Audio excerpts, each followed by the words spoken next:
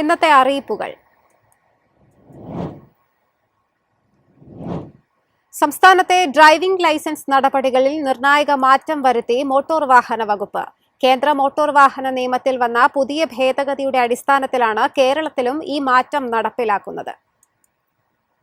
Driving ടെസ്റ്റുകൾ കൂടുതൽ പ്രായോഗികവും ആധുനിക വാഹന സാങ്കേതിക വിദ്യയുമായി പൊരുത്തപ്പെടുന്നതുമാക്കുന്നതിനുള്ള നടപടികളുടെ ഭാഗമായാണ് പുതിയ തീരുമാനം. ഇനി മുതൽ ലൈറ്റ് മോട്ടോർ വെഹിക്കിൾ വിഭാഗത്തിലെ ഡ്രൈവിംഗ് ടെസ്റ്റിന്റെ പ്രധാന ഘടകമായ എച്ച് ടെസ്റ്റിൽ ഇനി മുതൽ റിവേഴ്സ് ഗിയറിലിട്ട് വാഹനം നിയന്ത്രിക്കുമ്പോൾ റിയർ വ്യൂ അഥവാ റിവേഴ്സ് ക്യാമറ ഉപയോഗിക്കാൻ അനുമതി ലഭിക്കും. കേന്ദ്ര മോട്ടോർ വാഹന നിയമത്തിൽ വന്ന പുതിയ ഭേദഗതിയുടെ അടിസ്ഥാനത്തിലാണ് കേരളത്തിലും ഈ മാറ്റം നടപ്പിലാക്കുന്നത്. നിലവിൽ വിപണിയിൽ ഇറങ്ങുന്ന നിരവധി വാഹനങ്ങൾ റിവേഴ്സ് ക്യാമറ സംവിധാനങ്ങൾ സ്റ്റാൻഡേർഡായി ഉൾപ്പെടുത്തിയിരിക്കുന്ന സാഹചര്യത്തിലാണ് ഇത്തരമൊരു മാറ്റം. ഇതുവരെ ഡ്രൈവിംഗ് ടെസ്റ്റിനിടെ വാഹനത്തിന്റെ വശങ്ങളിലെയും ഉൾഭാഗത്തെയും റിയർ വ്യൂ മിററുകൾ മാത്രം ഉപയോഗിച്ചായിരുന്നു വാഹനം പിന്നോട്ടോടിക്കേണ്ടിയിരുന്നത്.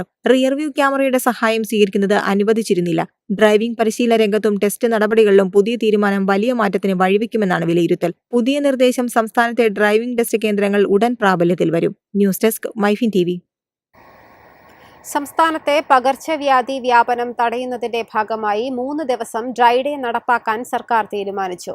ഡ്രൈ ഡേയുടെ ഭാഗമായി വെള്ളിയാഴ്ച സ്കൂളുകളിലും ശനിയാഴ്ച ഓഫീസുകളിലും ഞായറാഴ്ച വീടുകളിലുമാണ് ശുചീകരണ പ്രവർത്തനങ്ങൾ നടത്തുക. മഴക്കാലപൂർവ്വ ശുചീകരണ പ്രവർത്തനങ്ങളിലെ പോരായ്മകൾ കണക്കിലെടുത്താണ് അടിയന്തരമായി ഡ്രൈ ഡേ നടപടികളുമായി മുന്നോട്ടു പോകാൻ സർക്കാർ തീരുമാനിച്ചത്. ജില്ലാ മെഡിക്കൽ ഓഫീസർമാരായും ജില്ലാ കളക്ടർമാരായും ആരോഗ്യമന്ത്രി കെ മുരളീധരൻ നടത്തിയ അവലോകന യോഗത്തിലാണ് തീരുമാനം.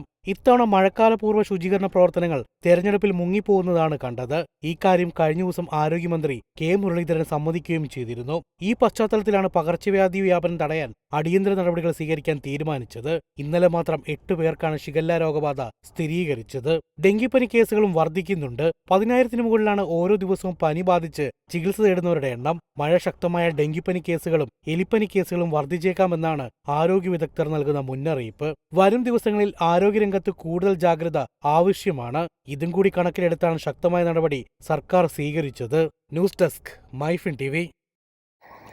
UDF സർക്കാരിന്റെ ആദ്യത്തെ 100 ദിന കർമ്മ പരിപാടി ജൂലൈ 1 മുതൽ ആരംഭിക്കുമെന്ന് മുഖ്യമന്ത്രി VD സതീശൻ. പൊതുസംഭരണത്തിന് കാലഹരണപ്പെട്ട മാനുവൽ മാറ്റി പുതിയ സംവിധാനം തയ്യാറാക്കുമെന്ന് മുഖ്യമന്ത്രി പറഞ്ഞു.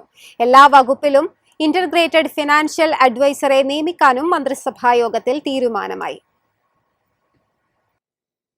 UDF സർക്കാരിന്റെ ആദ്യത്തെ 100 ദിന കർമ്മദിന പരിപാടി ജൂലൈ 1 മുതൽ ആരംഭിക്കാനാണ് തീരുമാനം. പൊതുസംഭരണത്തിന് കാലഹരണപ്പെട്ട മാനുവൽ മാറ്റി പുതിയ സംവിധാനം തയ്യാറാക്കും. എല്ലാ വകുപ്പിലും ഇന്റഗ്രേറ്റഡ് ഫിനാൻഷ്യൽ അഡ്വൈസറെ നിയമിക്കാനും മന്ത്രിസഭായോഗം തീരുമാനിച്ചിട്ടുണ്ട്. നിലവിൽ അനുമതി തേടി നിരവധി ഫയലുകളാണ് ധനവകുപ്പിലേക്ക് വരുന്നത്. പല ഫയലുകളും തിരിച്ചയക്കേണ്ടി വരുന്നുണ്ട്. ഇതെല്ലാ നടപടികളും പദ്ധതികളും വൈകുന്നതിന് കാരണമാകുന്നുണ്ട്. അതുകൊണ്ട് 1974 കേന്ദ്ര സർക്കാർ രൂപീകരിച്ച മാതൃകയിൽ എല്ലാ വകുപ്പിലും ഇന്റഗ്രേറ്റഡ് ഫിനാൻഷ്യൽ അഡ്വൈസറെ നിയമിക്കാൻ തീരുമാനിച്ചു. ജോയിന്റ് സെക്രട്ടറിയുടെ പദവിയിൽ കുറയാത്ത ഉദ്യോഗസ്ഥനെയാകും ചുമതലപ്പെടുത്തുക. പൊതുസംഭരണത്തിനുള്ള മാനുവൽ കാലഹരണപ്പെട്ടതാണ്. ഇന്നത്തെ കാലത്ത് ഈ പ്രൊക്യൂർമെന്റ് ആയതും മാനുവൽ അറിഞ്ഞിട്ടില്ല. പൊതുസംഭരണത്തിന് കാലഹരണപ്പെട്ട മാനുവൽ മാറ്റി പുതിയ സംവിധാനം തയ്യാറാക്കും. ഇതിനുള്ള മാർഗനിർദ്ദേശം തയ്യാറാക്കാനും മന്ത്രിസഭ ഉപസമിതിയെ നിയോഗിച്ചിട്ടുണ്ടെന്നും മുഖ്യമന്ത്രി പറഞ്ഞു. പൊതുമരാമത്ത്, ടൂറിസം, IT, ഉന്നത വിദ്യാഭ്യാസം, ജലവിഭവ വകുപ്പ് മന്ത്രിമാരാണ് സമിതിയിൽ ഉൾപ്പെട്ടിട്ടുള്ളത്. ഓരോ വകുപ്പിനെ പറ്റിയും റിപ്പോർട്ട് നൽകുകയും സംഭരണം ആധുനികമായ സങ്കേതം ഉപയോഗിച്ചുകൊണ്ട് വേഗത്തിലും സുതാര്യമായും നടപ്പിലാക്കാനുള്ള സംവിധാനം നടപ്പാക്കുമെന്ന് മുഖ്യമന്ത്രി പറഞ്ഞു. ഭരണപരിഷ്കാരവുമായി ബന്ധപ്പെട്ട വിപ്ലവകരമായ തീരുമാനമാണിതെന്നും അദ്ദേഹം കൂട്ടിച്ചേർത്തു. News desk MyFin TV. എളുപ്പത്തിൽ സമ്പാദ്യം വളർത്താം. ഇന്ന് തന്നെ മൈഫിൻ TV ആപ്പ് ഡൗൺലോഡ് ചെയ്യൂ.